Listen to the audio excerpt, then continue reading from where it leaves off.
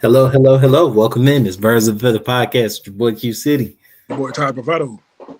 And this is a win after week 6, beating the Buffalo Bills on Monday Night Football. Coming at you late and live after the game. Yo, beautiful, beautiful win. Taj, you almost called it down to the number. 3 points off. Yeah. What'd you call it? 24-17, didn't you? Yeah, I thought a little bit more offensive explosion. I I mean, did. we should have we realistically should have scored 30, but it is what it is. We'll get into it. We'll get into it. But yeah, clear, good win. Early in the season, Buffalo comes down to Atlanta, does not escape without a loss on their resume. Atlanta moves to above 500 for the first time on the season. Taj, my man, what did you see in this big, nice, beautiful win that we had against the Buffalo Bills? I mean, I could start from like a multitude of places. Since we gonna start with the easy thing first. Bijan is him. Bijan is.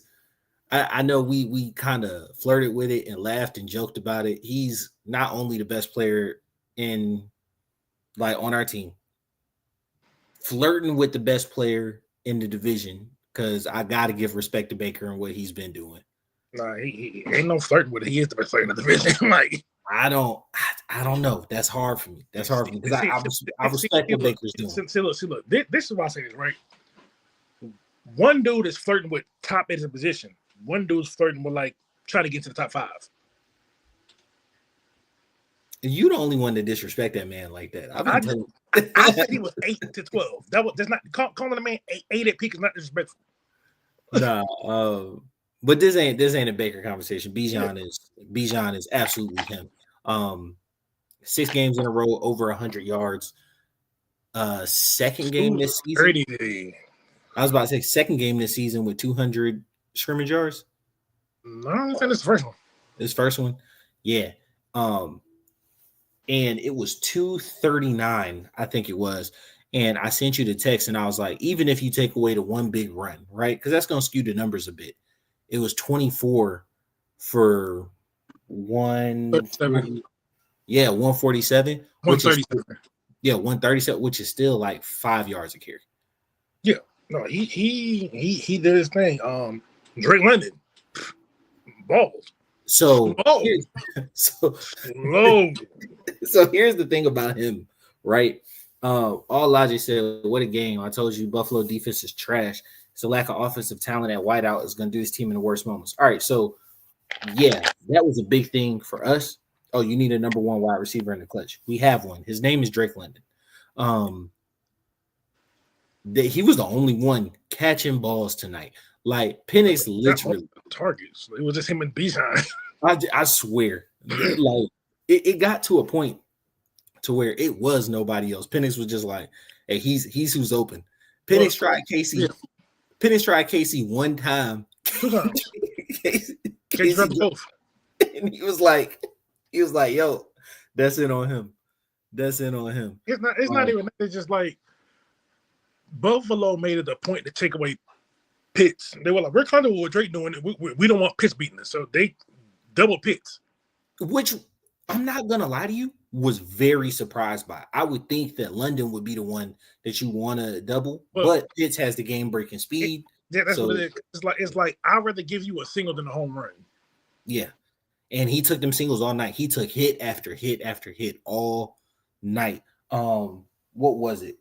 He was at 149 last time I checked. Did he end the game at 149? 157. He was at 9 for 149 before that last drive. Let me see. Yeah, he had 10 for 158. Yeah, so he caught one more ball. That was, bruh. And he had 158. Penix had 224. 250. Come on, man.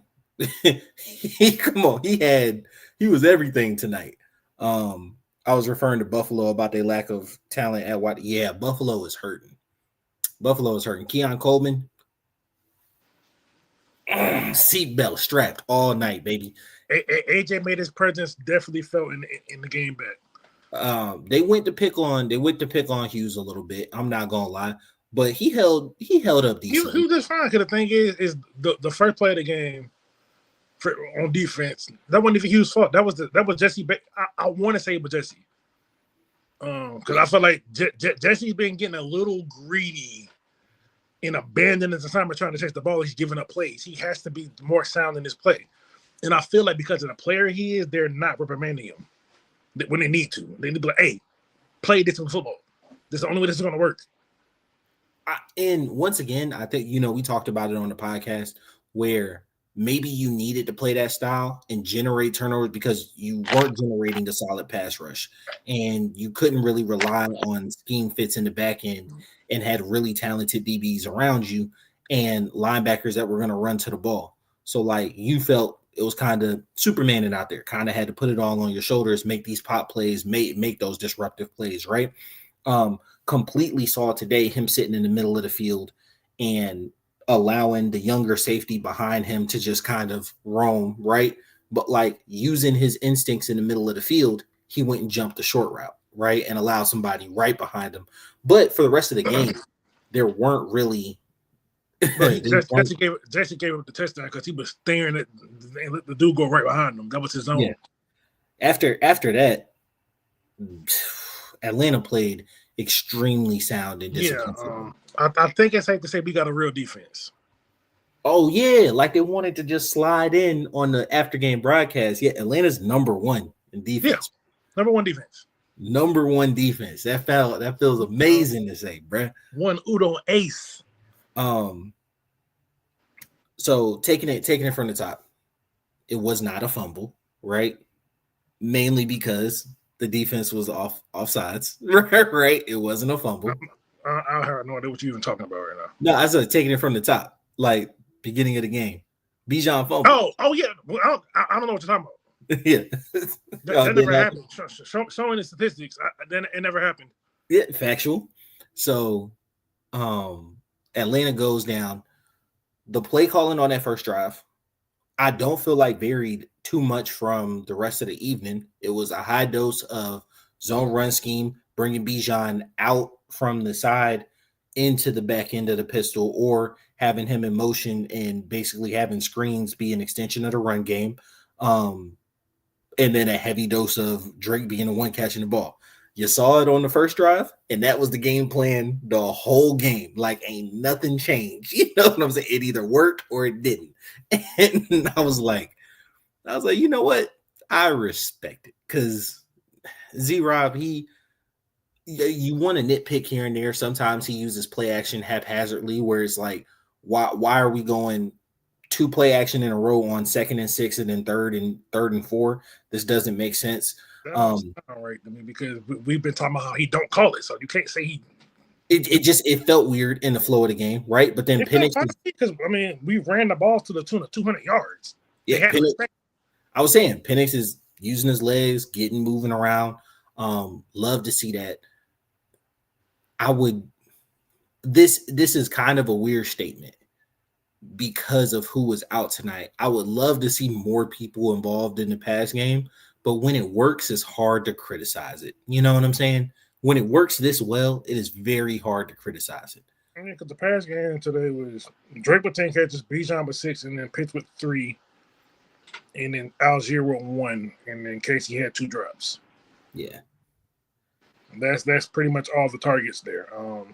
But I don't have, due to the personnel, I have no issue with it. I do wish that Pitts got involved a little more, but I feel like the defense made a concerted effort not to let him beat them. Just because, like even though Pitts' production isn't always there, the talent, you still got to respect it. Because it's like Drake don't really have. I absolutely agree. He don't really have the type of speed that you like. That scares you. There was that one play. No. Ooh, there we go. All right, you were saying? No, I was just saying. You're like, I feel like they were comfortable trying to let Drake beat him because he physically. I mean, he's big, but Bro probably run like a 4.6, 4.7. Yeah, and you saw it on that last play. The chatter on Twitter was all logic. I put you on screen just to let you know I ain't forget about you. But yeah, absolutely, AJ has come a long way. I call him All Pro AJ. So if you listen to us for any length of time, you'll definitely hear that.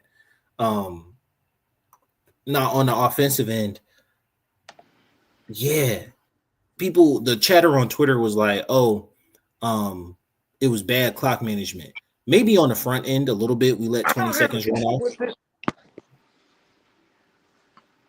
But I didn't necessarily feel like it was wrong either. Like I felt like he played it right. I felt like you ran a man slant with 6 seconds left with the idea that your bigger wide receiver was going to catch the ball, get down, you were going to call a timeout, and he busted open. Like that's a football player making a football play. You're like, well, shit. If it's there, if Drake ran a 4.7 instead of a 4.8, it would have been a touchdown. Yeah, it was it didn't look great in the open field. I'm not gonna lie, but you don't really have to. What I saw a lot tonight was Z-Rob scheming up separation for him, right? Instead of relying a lot on him having to make these super tough possession catches, you were putting there was a lot of motion before the snap. There was a lot of the curl action for his touchdown. I loved that play. You basically turned him into a basketball player and made him post up. You know what I'm saying? Like you created a beautiful throwing lane. I feel like that's been a pretty consistent thing in the offense, though. I don't really feel like any of that's necessarily new. I know. I just feel like it was highly, one, successful night, but two, it was kind of the only button we had to press tonight. Well, yeah, because what's it called? Buffalo is a heavy zone team, so Zach attacked the zones, and Drake excels for his zone. Because if they would have ran more man coverage, this would have been a Kyle Pitts game. But all they did was I guess the time they did run man, they were paid heavy attention to Pitts because they weren't really looking to fear Drake that much. Because if Pitts was the one that catches that slant, it's a touchdown. Easily, especially once he gets going. Yeah, you're not touching him. I think that where was I going with it? Oh yeah, with London. The healthy scratch right before game time, an hour before game time, that was interesting. I would love to get some more info on it. We probably won't. I was about to say we probably won't. and probably ain't gonna say anything about it. But want to hear that one. Mooney, can't wait for him to get back. At least to something I saw tonight multiple times was lining up in trips and literally just running dummy routes to clear out safeties and corners and feed in Bijan behind them. I love that. I love those easy completions on first and second, get you to 2nd and 5 or 3rd and 4. Like that's beautiful. You know what I'm saying? It works. It's almost like an extension of it's not necessarily a screen extension of your run game, but it's basically it's almost like an elongated draw play. And it worked consistently tonight, especially when Buffalo went into man, right? Because then you got Bijan on a linebacker that's barbecue chicken. You know what I'm saying? So I enjoyed watching that tonight. Rob, he was in his bag tonight. I gotta give him props. We've been giving him. I like the new looks that they got. I like the new looks. They were new. I seen some of these in training camp, but it's the first time I seen them in game with the Algier and Bijan both on the backfield at the same time, and the using Bijan in motion to send everyone following him, leaving the back end on Tyler Algier touchdown round just open, and that was a grown man run, and that was a grown. The one I absolutely loved was sending Warner, lining up tight, sending Warner out that way to make it trips, hiking the ball with him still horizontal on the line and zone running this way. That was it's simple misdirection. It's simple misdirection that was so effective because we had such a tendency to run behind him as a lead blocker, and you're running him toward a double over, like you're running him toward a double tight over that way. So you're like, oh, it's a screenplay. You know what I'm saying? He's got a running start. He's gonna block the outside man. You had Casey and Pitts on that side, so it's like it's a screen to one of them.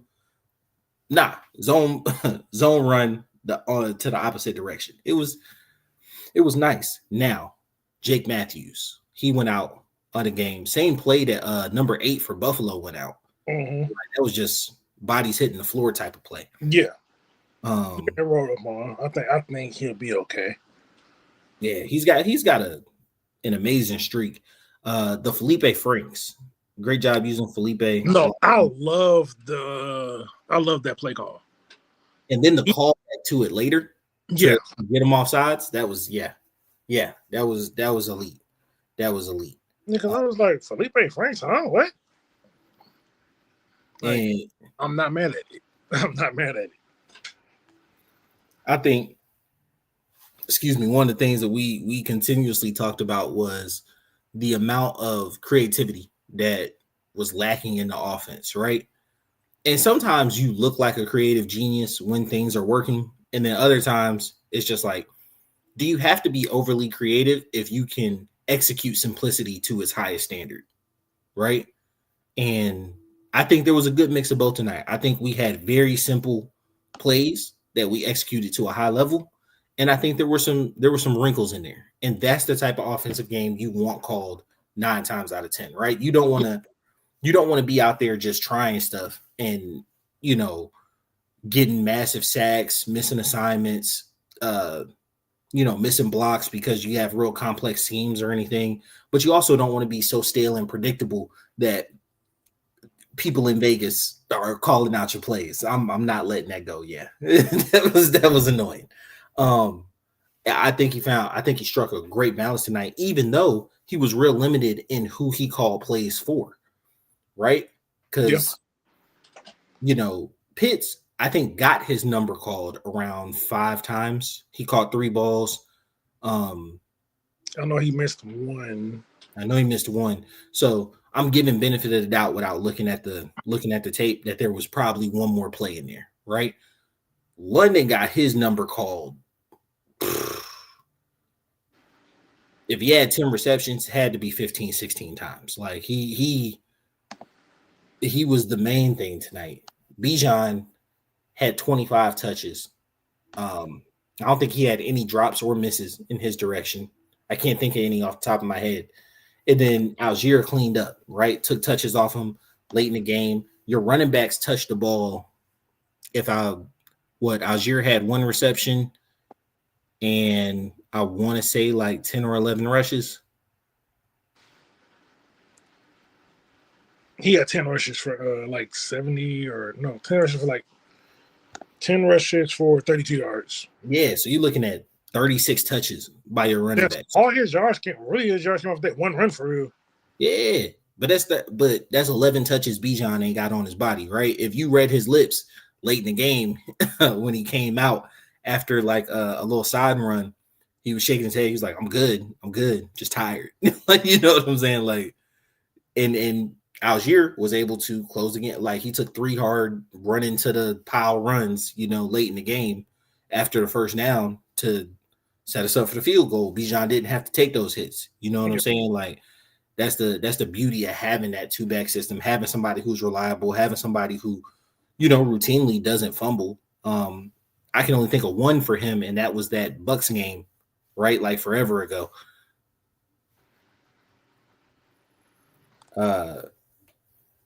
I truly think that both these guys are capable, but like Bijan's special, right? Like Tyler's capable, Bijan's he's special. And it was finally nice to see Bijan break it. He did get caught though. He got caught. He just broke the tackle. I mean, he didn't get caught. The dude was right there. Yeah.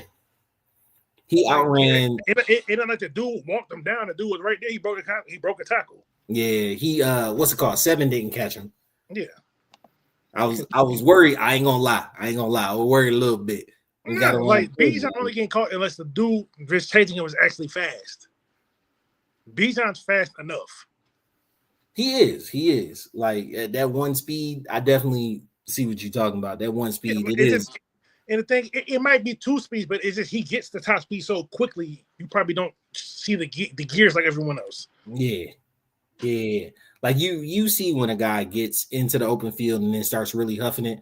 With Bijan, it just always looks like he's got tons of power and tons of speed going in the same direction at all times.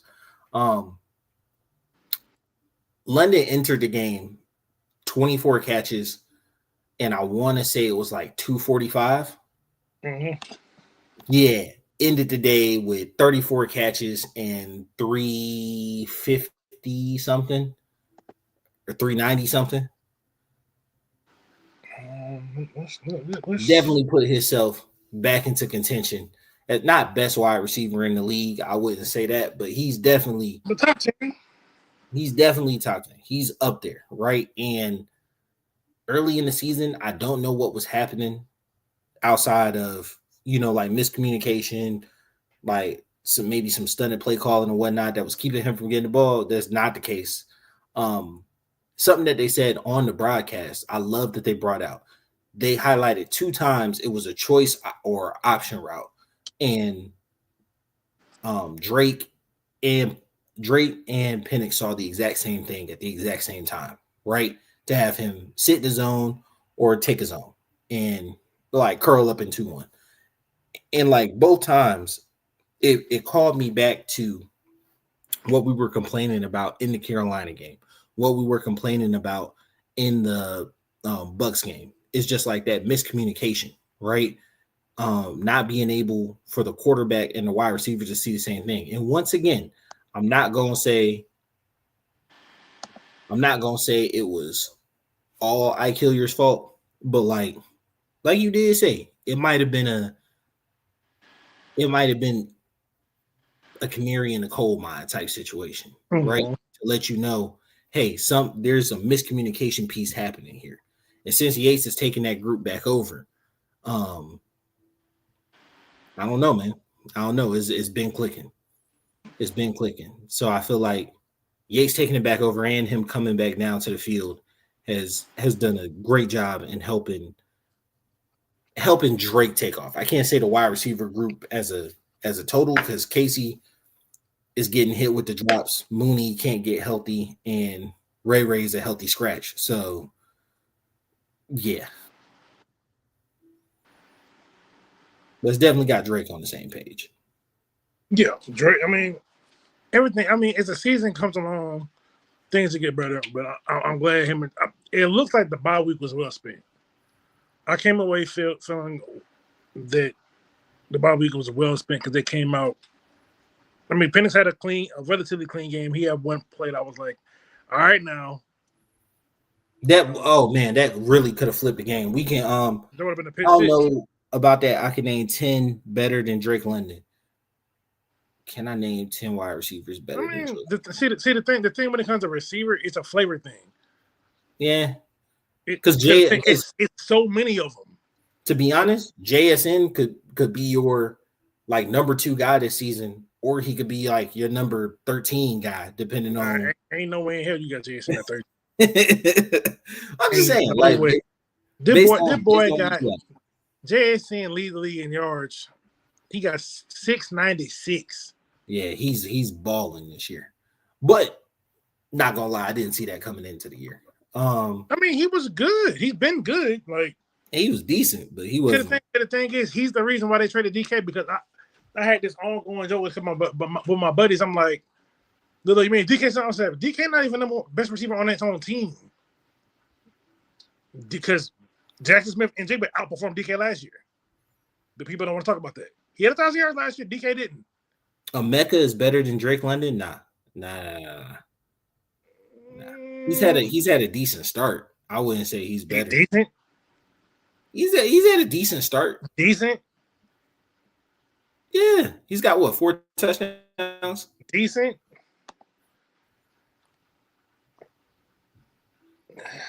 He got 5 touchdowns and 4. He has more. He's got 4 touchdowns. He has more yards and more touchdowns than Drake off with less catches and targets. Well, one, he's a deeper threat. Like that is way obvious. We're not. We're no. He has 27 catches. Drake has 34. He's only 7 more catches, but he got more yards and touchdowns. He it's not just a deeper threat. He can run the full thing because that's the one knock about Drake is he's not giving you the deep thing. He's not giving you. Yeah, he's not good. Yeah, but tonight was his first. Because the thing is, like, if he continues this thing, it's going to be hard to say no. Yeah, I mean, at minimum, I'd love to see it for a season. At minimum, like I've seen Drake be productive. Because the thing is, it's like you're holding on to your own bias right now, saying which he's better, absolutely. But yeah, absolutely. you're on. But the thing is, like, based off who's showing what so far, Emeka has been better this year. I'm not talking about. I'm talking about this current year, 2025. He has been better, and the numbers support that. He don't got 11 drops. Yeah, the drops are crazy. I was not expecting that. That number was way higher than I. Emeka has been better so far. I don't know. I can't. I've seen it. I want to see it at least because the dude been carving up everybody. We're the number 1 pass defense. He carved us up. Yeah, he got 2 on us, didn't he? Yeah, was it 2? No, it was 1. He got 2. He got 2 on us. Yeah. Like, we the number 1 pass defense. And, I mean, I'm just saying, he third in the league in touchdowns, only behind George Pickens, who's having a breakout year, and Amon-Ra St. Brown.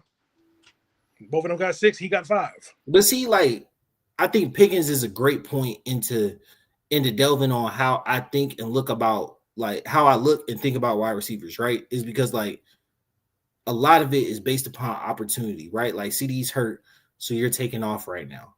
But, like, if you look in Tampa, like, Godwin hasn't come back. Mike Evans went out. Sterling Shepard been in and out of the lineup. So, like, Baker is a functional quarterback. Somebody's going to catch that ball, right? Because, hell, Tez Johnson went for 52-yard touchdown, right? Mm-hmm. Like, I feel like that's I feel like that's speaking more on how good of a quarterback Baker is and his ability to, like, make stuff happen than it is on Emeka just being this otherworldly player. Now, I'm not taking. I just said currently he's better than Drake because the thing is, one game cool, but he's showed up in every single game they played. But then conversely, right, I would say the Carolina game, that's like a burn the tape type of game, right? Where it's like nobody really showed up. So, but the thing is, here's the thing: you can't do that because it still counts. Which I get, but and also it still counts. He still went out there and played and got blanked. So which I got you, but also Emeka's also played one more game. Okay, yeah, I mean, yeah, he has. But he still has less catches. Yeah, I mean, he's a deeper threat. That's once again, that's kind of like pick your poison. What do you favor or care about more?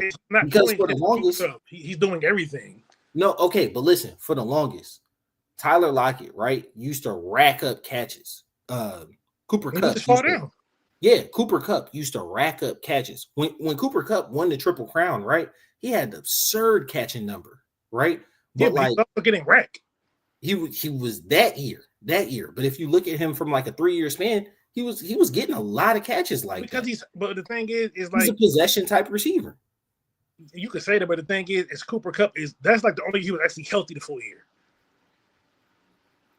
Because if you look at his game, like he only had like he's only had 2 full seasons like of actually being healthy.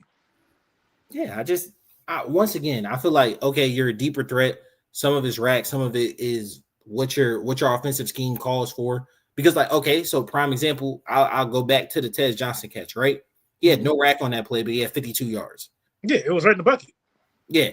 So then it's like Emeka, he had that play against the Eagles where he had crazy rack, but then he had the game winner against us where had to be like a 30 some odd yard pass. Of his 469, 153 are yet. That was 469, 153. Yeah. The only people. So let's break down the yak. Christian McCaffrey's first. Bijan second. A Chain is third. Bucky Irvin is fourth. DK Metcalf is fifth. Puka sixth. Zay Flowers 7. So he is.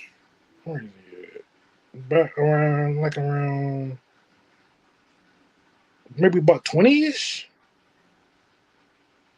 Yeah, about like 20 to in the 20 to 25 range. Typically, that's where he's at. I'm not about to count everything, but he's in the 20 to 25. Yeah, I see him as a deep threat, like a deeper threat than Drake London. You think Drake is a true number one? Yeah, I think Drake's the number one wide receiver. I think Drake can be the best receiver on your team. I have a take, but you probably not want to agree with it. So it says, do you think the Falcons should look into a guy like AJ Brown? Not him exactly, but someone of that mold. Yes, I don't think so. I think so because the thing is yes. I see. So I'm going ahead and put it there. I like Drake, but I look at Drake as a souped up Mohamed Sanu. I want a Julio. A souped up Mohamed Sanu is crazy. But that's what he is. He's a possession receiver. He is a possession receiver, but he's been like last year. He's shown that he's been dominant as a possession receiver. That's why I said souped up. Skill set. You're focused on the player and not the skill set. I mean, from a skill set perspective, he's Mohamed Sanu. I want to. All right, power slot. Then I'm going to bring speed around him. That's the only thing. It's just like that's cool, but like I want a guy that could do it all. Because the thing is, Drake can do because Drake can't even do what Michael Thomas could do yet. What, catch a million Michael slants? Thomas, it was slow, but he could at least take that slant and go a little bit. Yeah. And he'll break a tackle and go. Drake ain't even doing that. I mean, he just did it tonight. And they both slow. He just did it tonight. And got hawked. But Thomas could have scored. Michael Thomas used to get hawked. What are we talking about? Thomas scored, though. That's the first in this was Drake's fourth year. This is the first time we see him on the field. Nah. I'm not talking about him being wide open. This is the first time we've seen him like break a tackle and just open field in going on 4 years. Nah, because remember that game against the Bucks where they fumbled out the back of the end zone. It was open field. That wasn't open field. Bro, this is his longest yards after catch of his career. That's his longest yard. That's his longest yak play. How long was that? Was that 40 some odd yards? It was like 40 yards. That's his longest yak play. Like he don't get yak yards. Like, let me see. Where Drake at? They wouldn't trade us Chris Olave. Hell no. I want one a minute where he don't stay healthy enough. Let's see. Drake has 427. He somehow got 131 yak yards. Well, so prior to the night, he had 70. So yeah, he does decent. Like what I've seen, Drake catch the ball, gets 4 or 5 yards. Exactly, that's it. That 4 or 5 yards after the catch. That's like, what is that doing? That's keeping drives alive. I mean, yes, that's his thing. That's not the point though. Like he's a good chain mover, but like I need that pop. I need that guy that could take that slant. Like I look at Drake like a because he's not even as fast as T. Higgins. Like that's literally his only knock. If Drake had more speed, I wouldn't have no complaints. Yeah, but for me, I value that. Like I value our offense being able to. You saw tonight, our offense was able to consistently move because we were getting him the ball. Like. And yeah, that's fine, but I need more because like the thing with Drake is like when he catches the ball, it's pretty much dead there. Yeah, unless he might fight for a couple more yards. He might fight for like 5, maybe 10 yards, but for the most part, it's dead on arrival.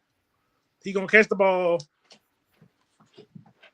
do this slow ass little chop.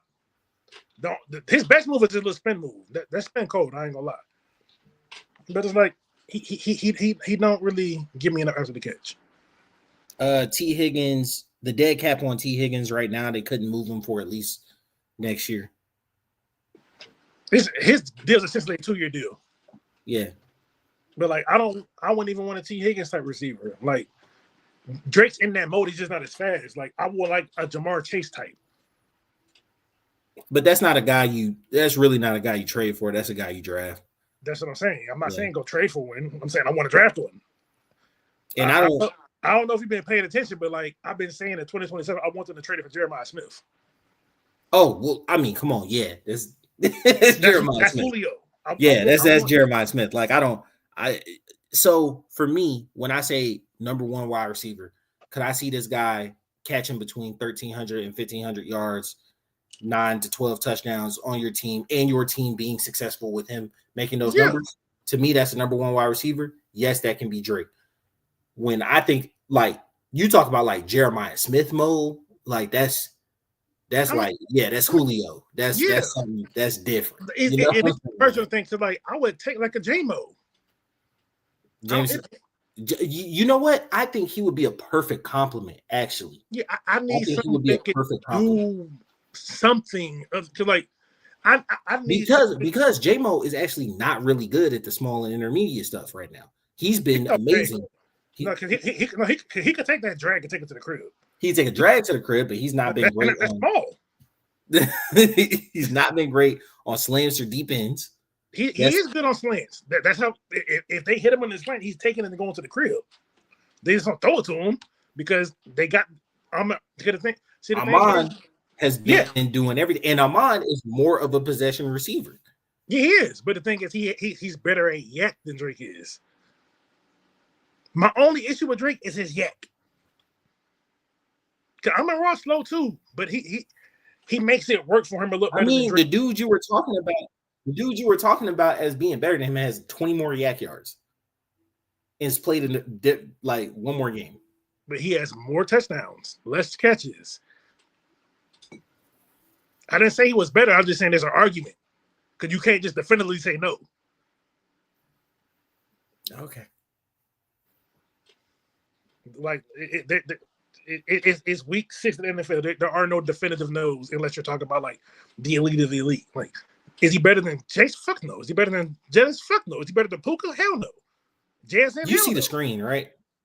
What? You see the screen, right?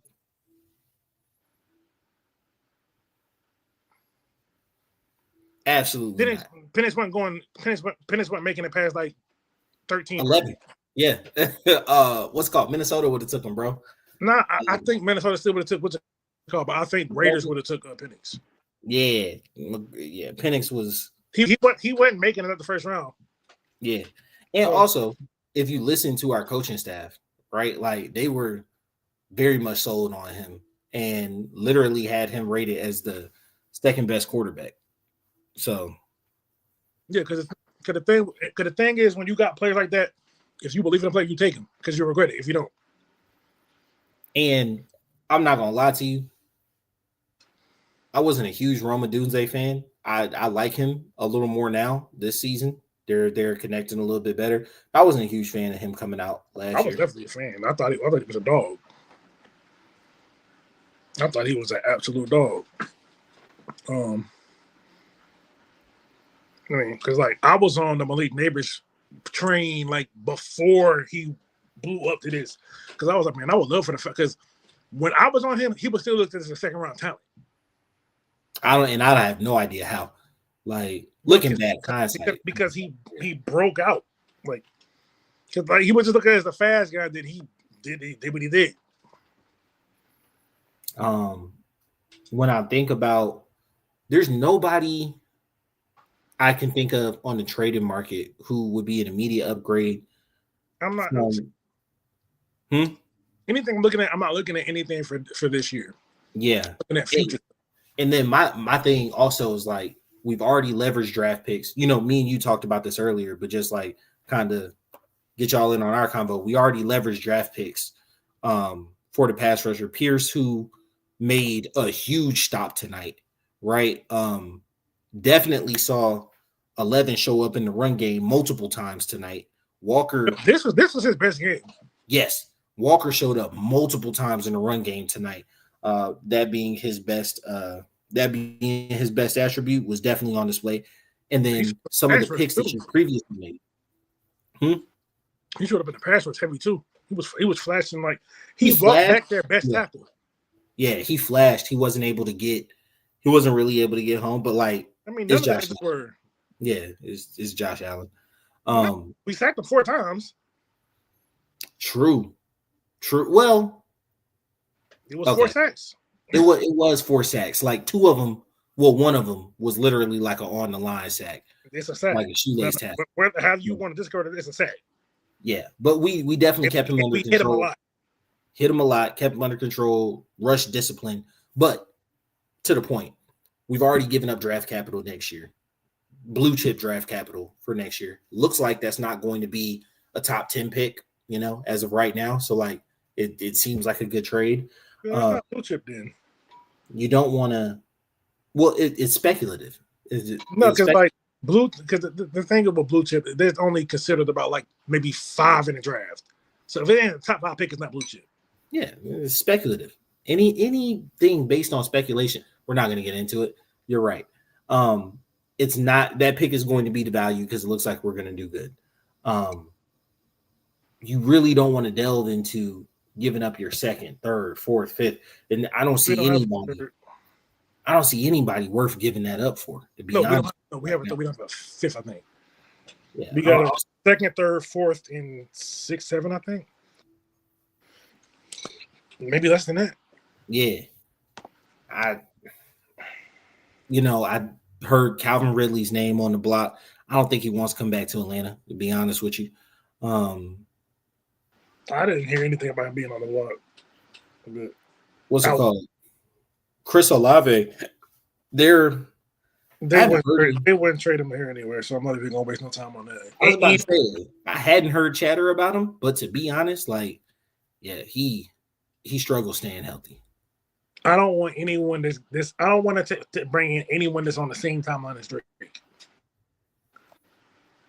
Also true, right? Because it's gonna mess up your cap situation when you come time to pay. Yeah, I still think Drake's in line for a pretty big contract this offseason, especially how he's been able to play. Because Drake got to get.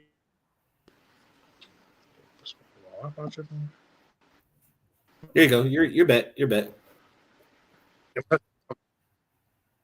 I'm going to do that. So here's the thing: we talked about this multiple times.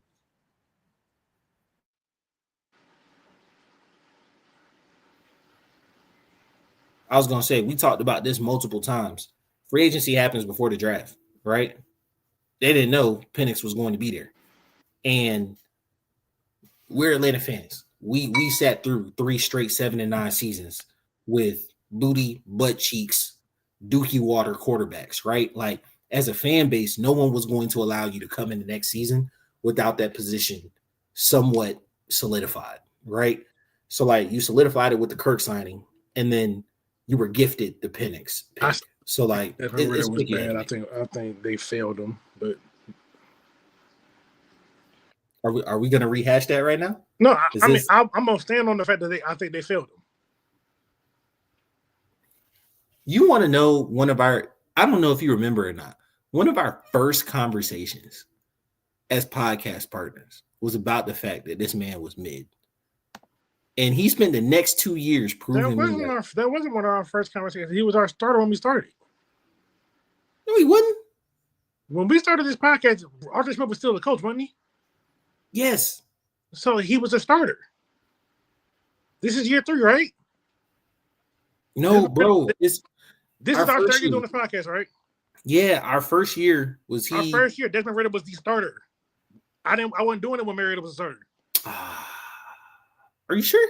Yes. I want to be doing this because we went to last year was the first year I did it with you because I went to the draft with you. Because you went to the draft for Kansas City the year before that. I wasn't doing it with you. You're right. It was one of our first conversations, though. It's the fact that it wasn't. We didn't say it was me. It wasn't because I was like, I believe in him because he was the starter then. So I was still believing in him.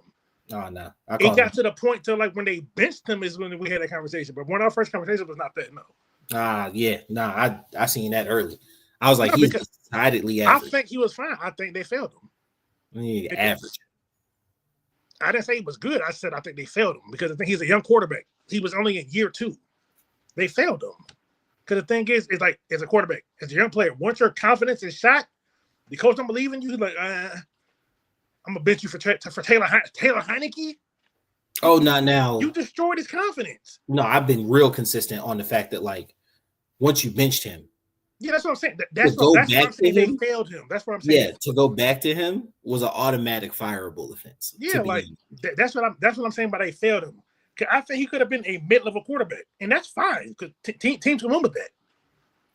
But they never gave him a chance to get the mid because he benched them after a concussion.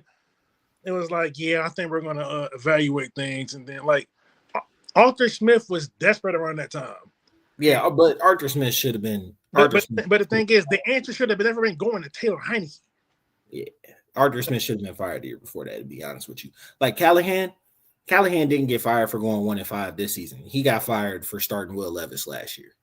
And he didn't really have a choice because the thing is that's why the GM got fired because the GM made the pick. Ran Carthon. That's why he got fired. Yeah. So they brought in a new GM, and they were like, "Well, I want to pick my own coach." Yeah, I picked my quarterback, so now I'm gonna get my coach because you can the fuck out of here. Yeah, and they chose Mike McCoy to replace him. That's gonna be disgusting. I mean, it's an interim coach. Who cares? Yeah, it's gone. You acting like that's the new head. It's the interim. Who cares? Because at least you want to have the new coach bump a little. Who else would you choose? And he was a former head coach, so but he was terrible with the Chargers, bro. Again, who else would you choose? It's a bad staff. Yeah, I was about to say I don't know the staff. So who else you gonna choose? Yeah, you got a point. I don't know the staff enough to really go in and out. We talking about an interim coach. Who cares? That shit over with. None of this shit matters from here on out. But only thing that matters is Cam Ward. Just you still want to prioritize his development, but other than that, hey, bruh. No. So he said the receivers can't catch, but Cam ain't doing them no favors by making everything a fastball. Let me tell you the truth, bro. Yes, it's Cam's fault. Cam is throwing these receivers the ball instead of hiking it and walking it down to them and placing it in their hands. Because if you watch these drops, this shit is ridiculous. It is not everything is a fastball. His receivers have been butt cheeks, bro. They done sold him so bad. And that's why I'm really trying to figure out what they call a drop, because right now it says London has 11. In both of your hands, that's a drop. Yeah, right now it says London has 11 drops, and I'm like, I don't remember 11. He's been doing that, though. Yeah, but if he got 11, Tennessee as a team gotta have 35, 40. The shit's ridiculous, bro. Excuse me, he's facing the worst. Our after game lives are only supposed to be 30. We killing it right now. You want to go ahead and wrap it? We are we on tomorrow? Yeah, Tuesday, yeah. Tuesday at 9. Y'all log in. Appreciate y'all. We'll see y'all then. It's been your boy Q City. Your boy Todd Bravado. Follow us on all social platforms at BOAF Media. We out. Peace.